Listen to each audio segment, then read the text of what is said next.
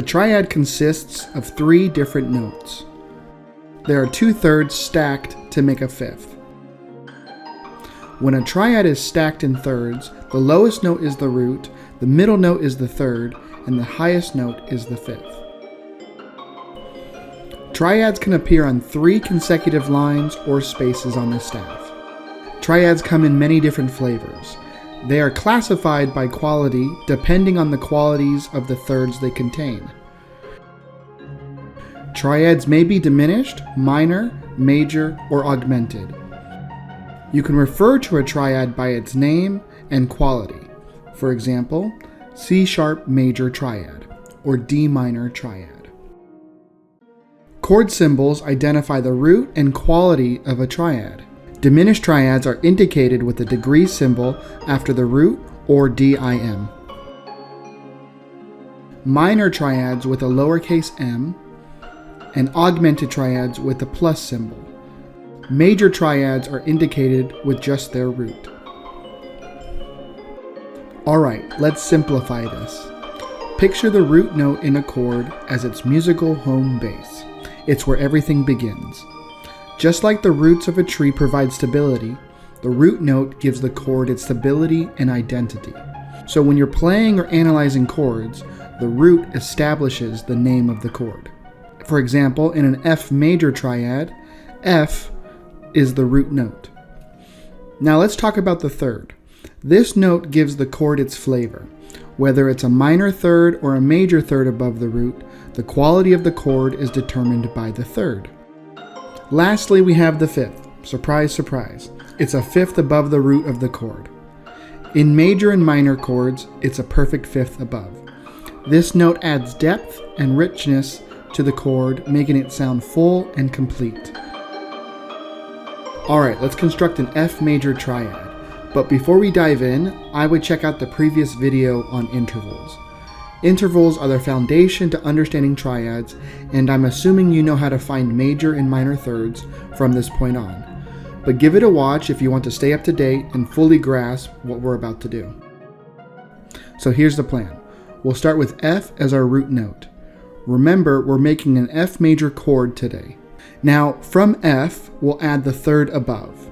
In a major chord, that third is a major third above the root.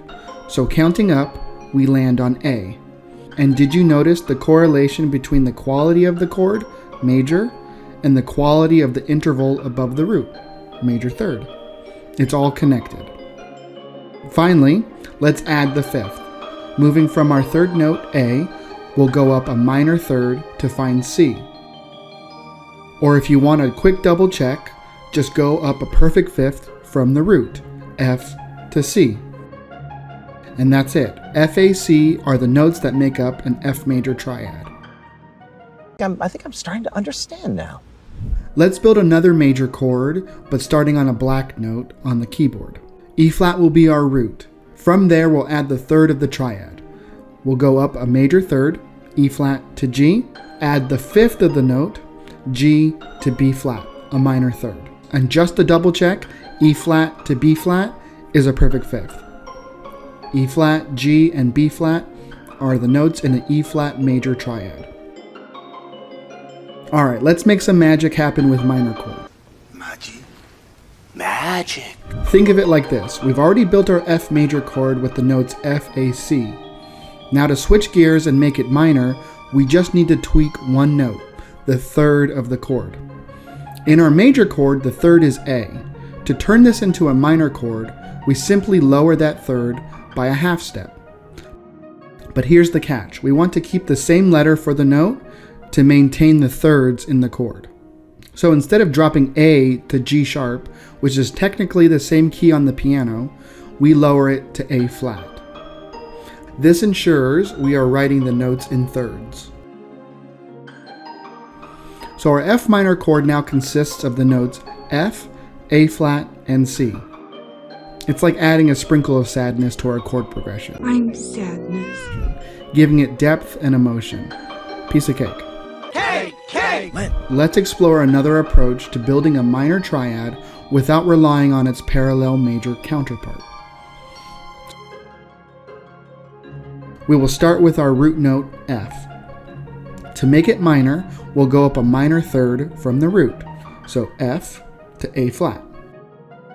And just like the major chord, the quality of the chord, minor, matches the quality of the interval, minor third.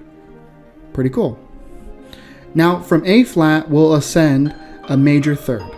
This takes us to C. Here's where it gets interesting. Notice the formula for constructing major and minor triads flips.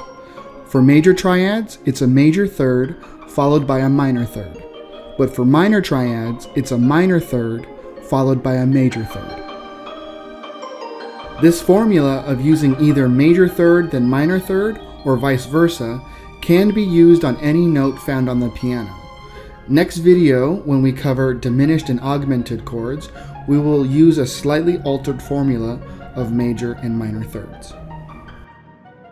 Thank you for watching this video. Make sure to check out some of our other videos. Make sure you hit the subscribe button to be up to date with our newest videos. Thank you.